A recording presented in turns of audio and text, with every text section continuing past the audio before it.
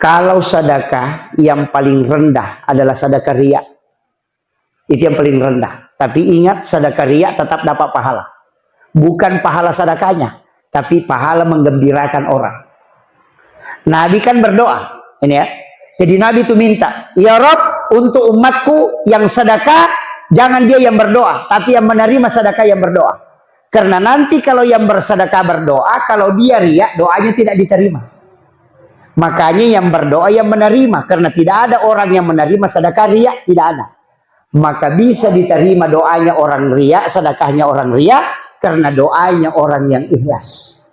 Tapi Nabi lagi minta, karena tidak semua doa bisa diterima. Siapa tahu yang disedekahi ini ada dosa besarnya, doanya terhijab. Maka Nabi minta, ya Rabb, berikan pahala kepada umatku yang menggembirakan hambamu.